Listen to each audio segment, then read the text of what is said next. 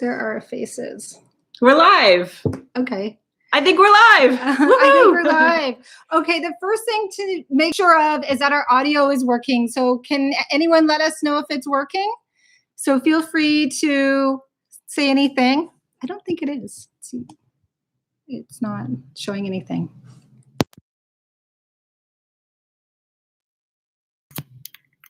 Hi guys, we're just testing our audio. Oh, it's working? Okay, we'll get our mic plug back in. Bear with us just a moment. So hopefully you can still hear us. Great. Okay, perfect. All right, we had some minor technical difficulties connecting, but we see so many of you are here, so many familiar faces. We see we've got Val, Kimberly, Owen, Holly. The list goes on. Wow, thank you so much, all of you, for showing up today. We really appreciate all the support on our very first live stream. So that's it. This is our very first live stream. We're coming to you. This is our cute little place that we're staying at in Toronto. And this is actually our second last video from Canada. So we've got a lot of news on that front. Just a quick update on how this is going to work. We have some little bit of like an update to share, and then we're going to get into some questions. We've got a lot of questions from you guys that came in from YouTube and also came in from Instagram. So we're going to go through all of those, and any questions that you have here, just please throw them in and we'll get to them in as well. And then we're going to share some exciting news. And then we're going to do some more questions. And then we're going to share some even more exciting news. Okay, so we got it.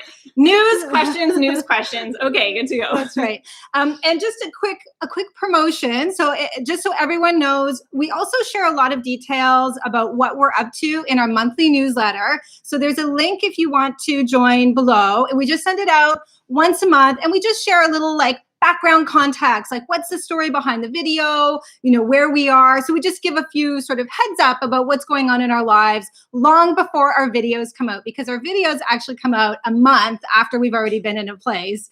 So just for those of you who want to really stay up to date. Okay, I can't hold back any longer. I want to share the first exciting piece of news, which is after 6 months of waiting for a haircut, the lockdown has finally ended in Toronto. Yes, we are that far behind the US. And 2 weeks ago, the salons opened and I was able to get back to my short hair, which I never meant to leave behind. So that is very happy news for me.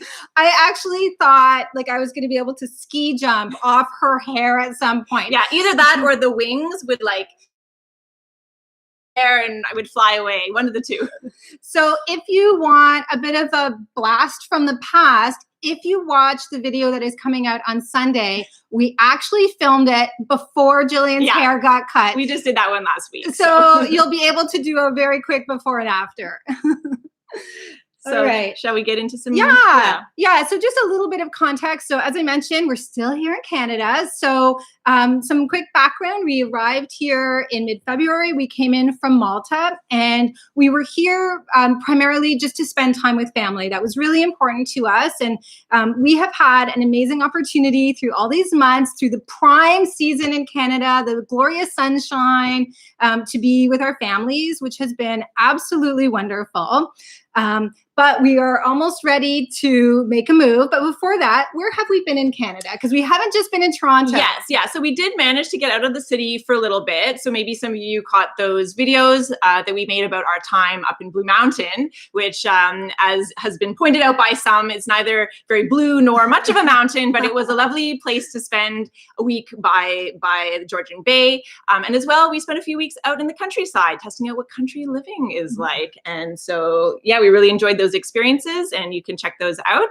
And then we've been back in Toronto for, well, it will be a month by the time that we leave. It will be a month. So during this month, we have had that wonderful opportunity to finally get our second vaccination. Yes. So that was long awaited. It was not very dramatic when we finally got it. They got us in and out of there super quick. And now we're ready to travel. So that's where we're going to be focusing this conversation. So we have a few questions here. So sort of couple of similar questions. So we had T from Instagram and also Irina from YouTube asking, when will you guys be traveling again and where? So okay. Gillian. Right. So when? It's coming up quick. We're actually heading off in less than a week. Next Friday, we are going to be flying off. And in terms of where, we're going to keep you on the hook for that one just for a little bit and share that later on. Yeah. Okay. So the next question from Busha 73 from Instagram. You know who you are. What have been your main considerations aside from COVID in picking your next destination? And we actually have quite a few considerations that we need to keep in mind when we're picking our destinations. So one of them is, of course, the time of year. We want to make sure that we really hit that sweet spot in terms of the weather, like not too hot, not too cold. I mean, we've been in hot and cold all over the place, but we try to be in like a nice mid-range where we can really enjoy outdoor activities. So that's really important. Another important thing is the cost of living once we arrive. So we do like to be budget-minded about things. We don't want to go to a prime destination during peak season and then just blow our entire budget trying to afford an Airbnb. So the cost of living is super important to us, and because that also pertains to the kind of lifestyle that we can have once we get there. So those are some of the key factors. Another thing that never really was a consideration until recently is, can we actually get to that country? Yes. So we have found, especially during these COVID times, that it has been very hard to plan flights. Normally we like to just fly direct to everywhere we go because it's just a little bit easier on us and it's a little easier on our dogs, of course.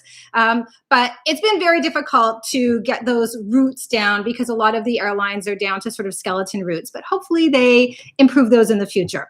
And finally, COVID is, of course, a factor as well. So we do want to focus our time in places that really have things under control and we feel comfortable and the general population feels comfortable. So all of those things come into play. A related question that's just come in on the chat is whether we're worried about another wave ruining our plans. And I would say, like, definitely we're hoping for the best.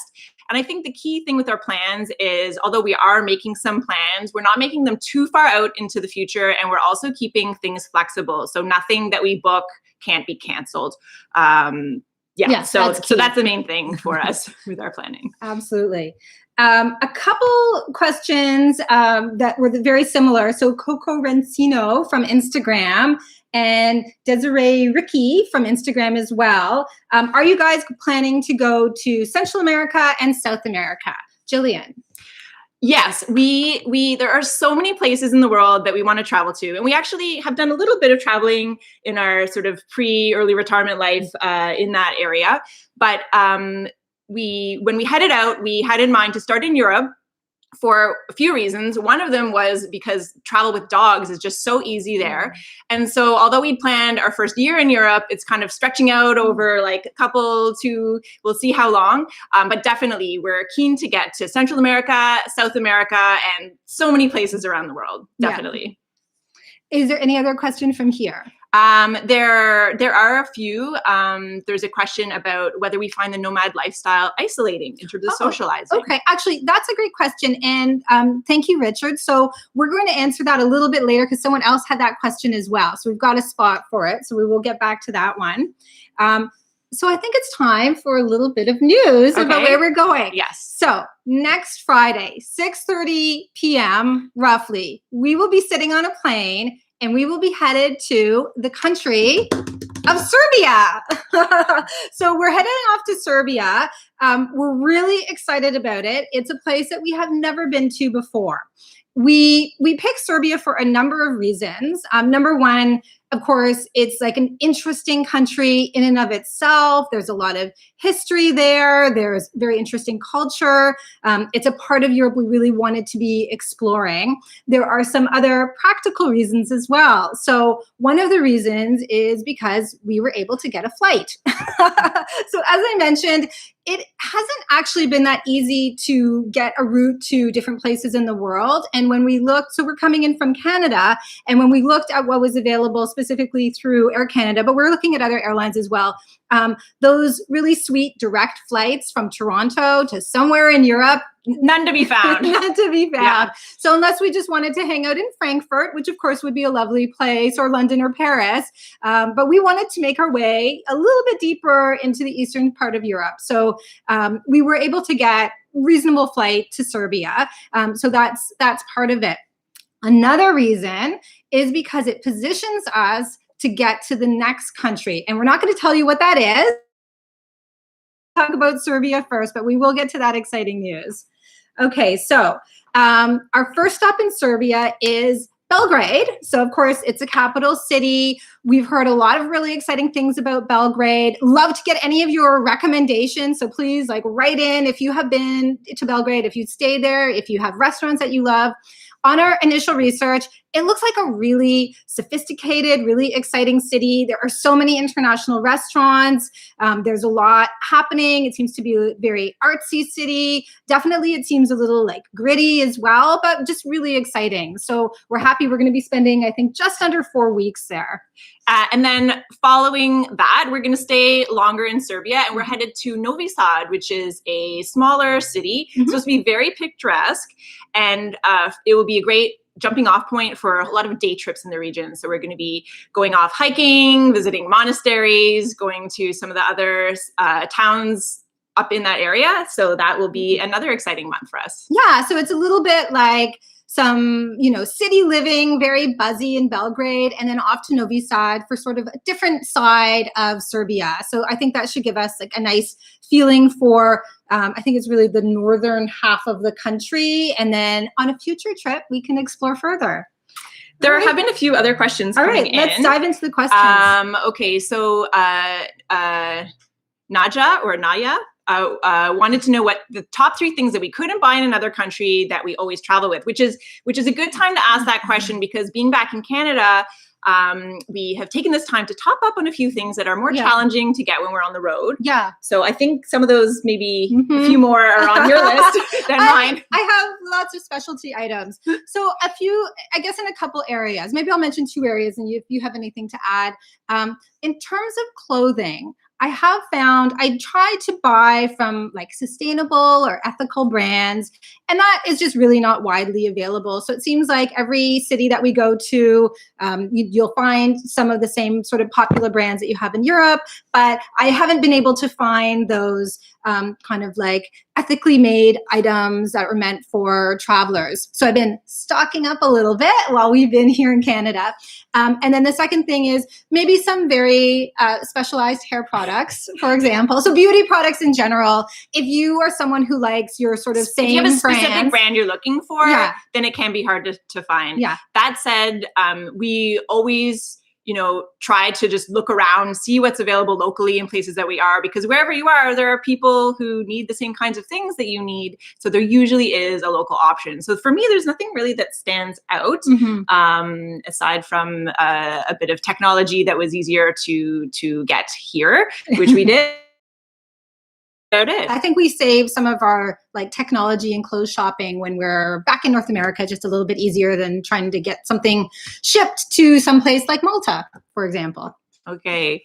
Another question here is about how we balance finding deals, booking so far out, that, last minute Airbnbs can be really, as well as flights, can be very well priced, and how we usually handle timing.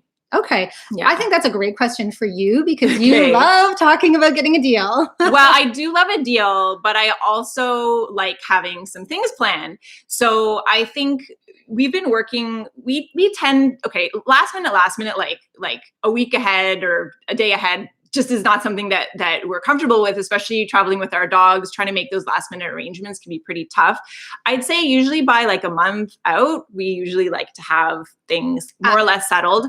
I'd say more than 2 months out, you start encountering much higher prices. And so maybe kind of that 1 to 2 month range is usually where we tend to be in terms of our bookings. It is. But we have made an interesting discovery that if for some reason you are in a bind and you do need to make a last minute booking, it is possible depending on the season and where you're going. And also you might be able to swing a really good deal that way, because for Airbnb, for example, the hosts are feeling a little desperate too because they've got a place to fill for a month. Yeah. So we have had a situation where we had a last minute cancellation in our existing Airbnb, and we literally had to find something the night before. Yeah. We've actually had 3 times when we've switched, now that I counted up, and had to make that last minute switch and gotten, I think, a better place for a lower cost than we would have. But I don't think we'd be comfortable to plan it that way. No. So for us. Yeah. But for those who can, it is a great way. If you're willing to just like go wherever, whenever, you can get great deals, and just let the deals guide your travels. Great. Actually, this is a good time maybe to turn it over for a question from Instagram that came in. So this is Jen Devertree, and it's very similar. How do you find good places to stay, Gillian? Airbnb is so overwhelming and so time consuming to search. So, it is time consuming and overwhelming. It still is. There's definitely some things, some tricks and tips we've picked up along the way that work for us. Yes. Getting the lay of the land a little bit in the city before you jump into Airbnb can be helpful. What kind of location you want to be in, what you want to be close to, can help you really zoom in on the city and figure out what are the few neighborhoods to keep in mind. So once you're looking in those specific areas, that's when your filters come in. You want to make sure you're screening out. So you're looking at, if you're looking at just getting a room, or whether you're looking at an entire place, whether you want to have a washing machine, all these kinds of things. And then the other filter, which Stephanie is a big fan of, is the price filter. So you want to screen out all that are going to be way out of your budget, but also the ones that are, and see, I always want to leave the really cheap ones in, hoping something will come up. I just cut those ones right out. Okay, well, I'm always hoping there's something, but after a while you realize the ones that are like super, super cheap, there's probably a reason. Mm-hmm. And so even though you maybe will put it lower than your budget, but you want to kind of target your range and then start searching from there. Yeah. Yeah. But net, looking on Airbnb ultimately is going to be very time consuming if you're very particular about where you live. So we do like to have a very comfortable home. We pride ourselves on finding a good place wherever we land, but it does take time to make that happen, for sure. Okay. Do you have a question over here? There are some questions about how our finances are holding up. Oh, yes. Also what our monthly budget is. Okay. Yeah. Do we want to... Yeah, can maybe we'll just talk very briefly about our monthly budget. So it's actually a little bit flexible. So we do sort of dial it up or dial it down as we are in each destination. We've been in Toronto for a little while. We had to dial it way up because Toronto is a really expensive place to live, especially if you're here in the summer. But as we go into other countries, lower cost countries like Turkey, countries hopefully like Serbia, like the next destination we're going to be in, we definitely have a lot more freedom in our budget. We have done a video not too long ago all about what you can get for $2,500 US in a bunch of different cities. So we found the budget's really up to you and your own preferences, and it's amazing what you can make work. So our budget reflects our needs and things that are priorities to us. But depending on, what your priorities are, you might be able to get by with less than that $2,500, or maybe you want to spend a lot more than it. So it just really depends. Yeah. Okay. I'm like, yeah. Yeah, she said it well. She said it well. All right. So I have a couple more questions here. From YouTube had mentioned about having a favorite dentist and a favorite doctor and vet, over 30 years. So for us as nomads, how do we go out and find those kind of services when we're on the road, because no one has our family history, no one knows anything about us? And that is an excellent question. It's one we've heard from a few people. So essentially, as a nomad, you do have to take a lot of responsibility for your own health. We are very fortunate because we don't have any underlying health concerns at this time in our life, although that can always change. But we do have to be mindful of that. But we do have that privilege right now of being very healthy. We do take care of booking wherever we are in the world. We pick the right countries to do it, but we pick places where there is sufficient English speaking, and how we find service providers like a doctor for a checkup, like a dentist for a cleaning, like an optometrist, is we actually go into Google Maps and we look for providers who have tons of great reviews, and a lot of those reviews in English. So that tells us that they know how to serve clientele like us, which is great, so that we can have a full discussion with them in our language. And they also have a lot of great reviews, so we know that this is a person who can provide a good service. Yeah, and like in Split, if you watched our cost of living video, that was one of the places where we got full physicals done. Mm-hmm. Very affordable, and so we just keep track of what kind of preventive care we need and book and go, and we keep all our records. We keep electronic records of things so that we can track our own needs. And we do want to mention that if there was a need for any other kind of care that was more long-term, we would most likely decide on a care provider in one location and then return there again and again. That's one of the discussions we've had about managing our healthcare in the future. All right. So coming back to that question about connecting with people, because we also had one from our Hall on YouTube. How easy has it been to connect with expats? So how do we meet people when we're on the road?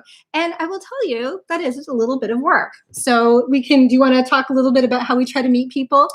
I mean, definitely starting this YouTube channel is probably the main way that we've been able to connect with people. It just gives us kind of like a face out there so that when we reach out to others, they can kind of see who we are, see if we jive. And that's been like a great way to connect with people. Yeah, it does take a little bit of work, but you don't need to have a blog or a vlog or anything like that. So what we found is a very successful way to meet expats or nomads or just other people with the same interest in traveling is through Facebook groups, actually. So one group that we have used a lot is a Choose group. We also used one for Singapore when we were living there. And if we were in a specific country, we would probably use one for there as well, if there was a community there. We also have really enjoyed connecting with people on Tim and Amy's Go With Less Facebook group, which is an awesome place. And one thing I like about it is some of those Facebook groups can actually be so huge. It's overwhelming, but theirs is a small community, and it's a really great way to get to know some people who might have similar travel plans as you, and you can meet up somewhere. All right. Any other questions? There's quite a few questions. So we'll do our best. There were some questions. One person did ask about whether Serbia is LGBT friendly. And I would say our understanding in general is that the eastern side of Europe is less friendly. And in some cases, countries are quite unfriendly. But as we've discussed in our video, we don't want to rule out visiting anywhere where people might not hold the same views that we do, and so we're gonna head out there and see what it's like. See what it's like. We will judge for ourselves, but as we've mentioned in previous videos, when we go to a country, we like to be a little bit more discreet and kind of fly under the radar, and because we're there to learn about their culture, not to impose our own. So we'll be doing the same thing there, and I hope it's a really positive experience. Okay, we have just a couple. I noticed there was some questions about funding things. So we have a question from Joshua that came in through email. How do you handle your income/investments in terms of funding your travels? Okay, and it's perfect because there's a question here as well that from Debt to Wealth about whether we withdraw from our portfolio once a year, every couple of months. So here's how we handle things. We are living off our investments, as you all know. So these come into us in the form of, we have some interest yielding investments and we have dividend paying investments. So basically the cash flow that's generated from those is our cash for our everyday living expenses. But we also keep a buffer, which is a whole year of living expenses, which we keep in our bank account, or actually somewhere that's getting a little bit of a small interest rate, but very accessible money for us for 1 year. And if there was a time when perhaps our interest and dividends weren't equal to our budget, then we could also sell for some capital gains in the future. But at the moment, we've got enough coming in, so it kind of equals out, which is nice because we know that we're able to keep our nest egg intact for now. Yeah. And I think that was one of the things that you were really focused on. So when we left our jobs, which was very difficult to just give up that paycheck. Yeah. Gillian had wanted a setup where we would feel comfortable that we still had money coming in every month. Without having to feel like we were selling every month. Yes, you know, even though it's more just a mental barrier, it just like smooth the transition, having that come in kind of like a paycheck. Yeah. And speaking of money, we have a question from Jen Devry from Instagram. How do you use your money in foreign countries without losing dollars on fees and crazy exchange rates? Yes. And you set this one up, and I know you're very pleased with it. Well, first of all, make sure that you have a credit card that doesn't short charge you on any foreign exchange purchases. This is super important because there's like a 2.5%, or in some banks can be even more, fees built in that you might not even be aware of. So number one, that's the first thing. And we do try to charge as much as possible on our credit card, which we pay in full every month. So that would be my top tip for saving on, or, you know, in terms of dealing with your foreign currencies. Yeah. And then for cash, you know, our cash needs tend to be fairly low, and we just take the money out from ATMs. Our bank doesn't charge any ATM fees, and we just usually look for a low fee provider on the other side. Usually the local ATMs might charge $1 or $2. But all in all, I don't think we're losing much on our exchange. And in fact, you know, sometimes we're visiting places that have been going through a lot of inflation. Like when we were in Turkey this time, the dollar was much stronger even than the time before. So suddenly your money's even going further. So there's always going to be this kind of like ebb and flow with the currencies, and you just kind of have to ride with that. Yeah. Gillian also worked very hard on that one. So I know you're getting that card. I found a real good card for us. Yeah. All right. Let's share the next leg in our journey, because this is what we're super excited about. Serbia is going to our reason for going to Serbia was to position ourselves for the next country. And it's not just about the country, it's about what we're doing there. So just by way of lead up, I think you guys know that we love hiking, and we really have dreams about multi-day treks. And we've done quite a few of them. So we have done, we did not do any of these with our poodles, just to clarify off the bat. Yeah. So we have done a trek up Kilimanjaro, and I wasn't really paying attention when Gillian picked the route, and she actually picked the hardest one. That was terrifying, but we did it. We've also done the Tour Mont Blanc. So we've done the hike around Mont Blanc. Yeah. To be honest, we went only halfway, but it was a lot. It was still a lot. We were short on time. And then we also did more recently, just a few years ago, we did a pilgrimage hike in Japan that was just really lovely, staying in different inns. So those Did you mention Everest Base Camp? Or? Oh, Everest Base Camp. Yeah, that one too. Anyway, we've done lots of hiking. Okay, they get it. So it's really something we wanted to make a key part of our early retirement, our freedom years. But we haven't done it to date. And one of the reasons is because, of course, COVID kind of mixed up all of everyone's plans, and it was really hard to get anything organized. And then the second reason is we've never done it with our dogs. So we were a little bit concerned about these little guys, but we finally got it all organized, and we're very excited to share. We are going to Albania after Serbia, and we are going to do the Peaks of the Balkans hike. Yeah, so this hike is, we're going to be doing it in 9 days.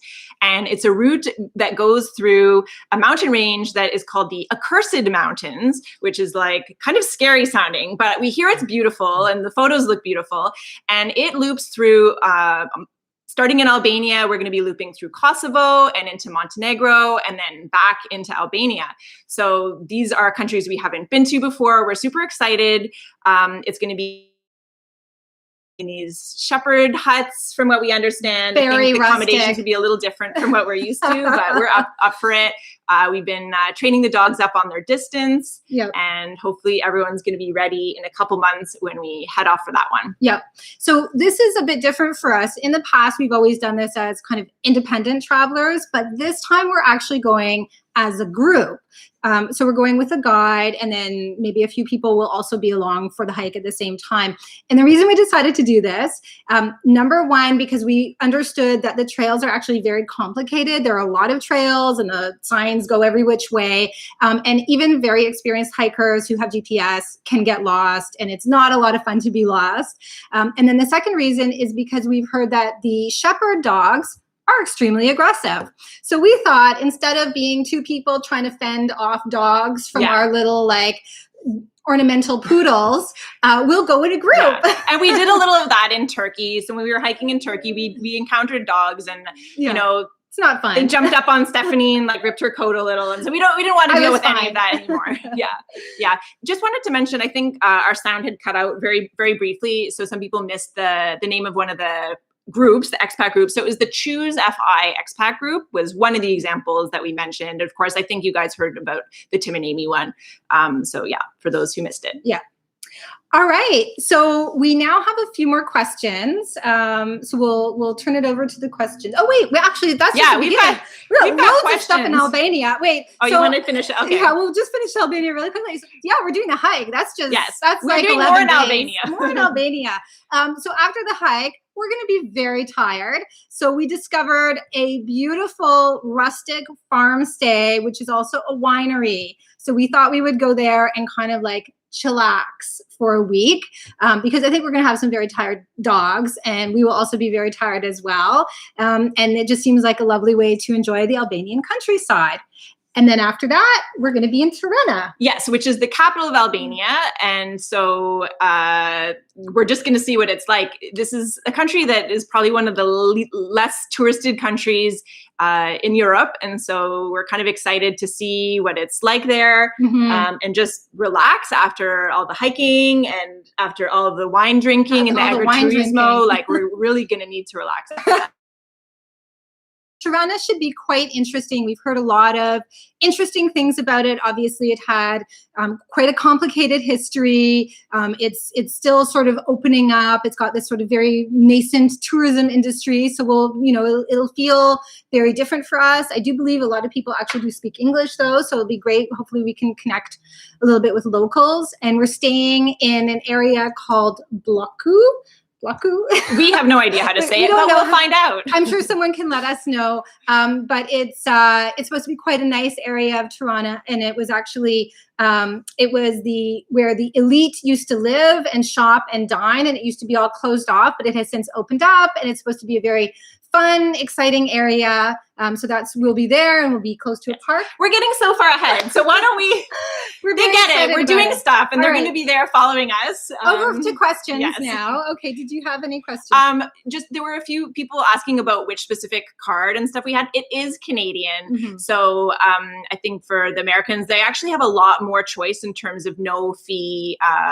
Like no foreign exchange fee cards. For any Canadians who might be listening, ours is the HSBC World Elite card. It also gives us 3% back on travel purchases. So it is a good one to check out. But for most of you guys are Americans, so welcome Americans. You can check out, there's so many cards available in the US that are great.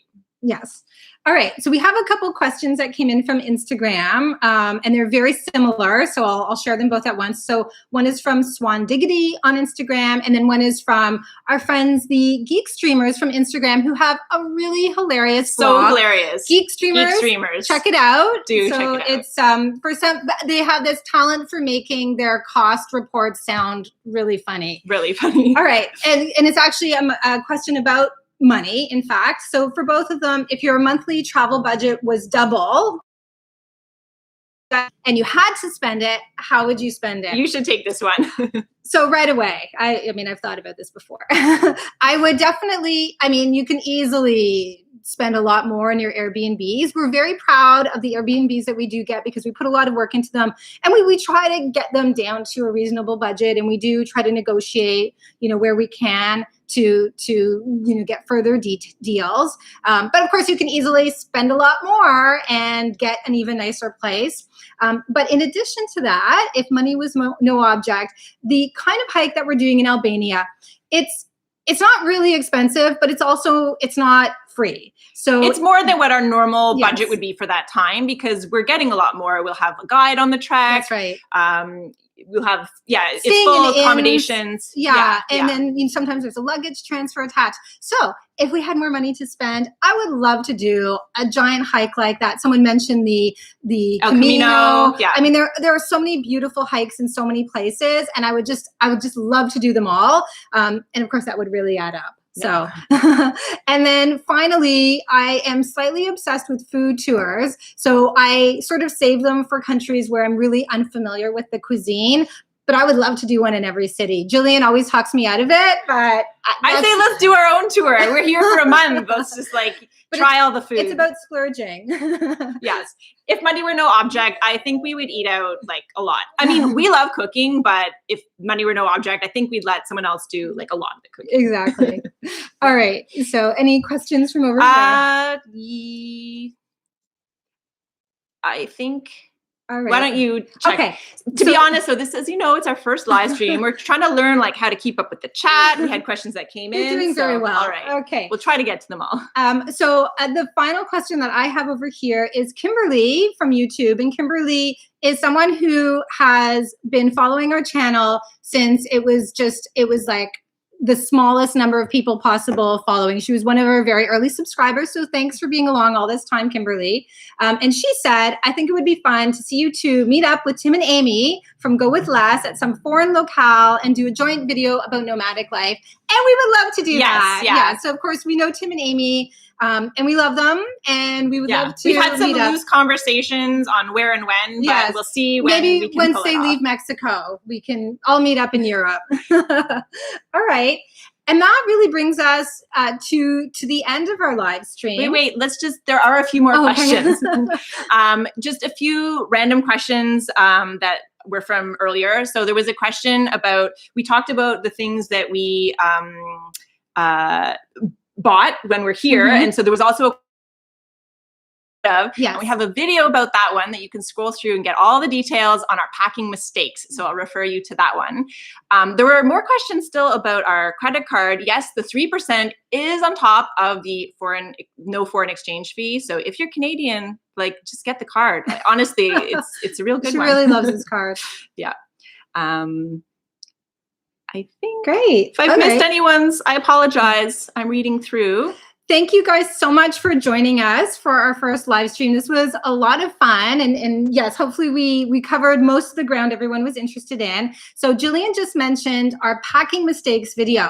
And so we've shown you, we made some mistakes. We carried around some really ridiculous things for our first year of traveling, but we also did a lot of things right, and we have continued to fine tune our packing. So next week, we're going to be sharing with you, it's our ultimate packing guide. And it was very difficult to film because it required us to pull out every single item that we own and line it all up and make sure we really Which was a very useful exercise. It was very useful. And it really forced us to fine tune it even further. So that's our video next week. We would love to see you there. We're really excited about that one.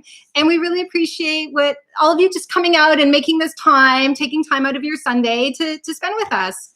Thank you. Yeah, thanks so much. It was just thrilling to see all your comments coming in and try this new format, which I think we really enjoyed. Yeah. So if you guys like it, let us know and we'll be sure to do it again. All right. Thanks so much. Bye.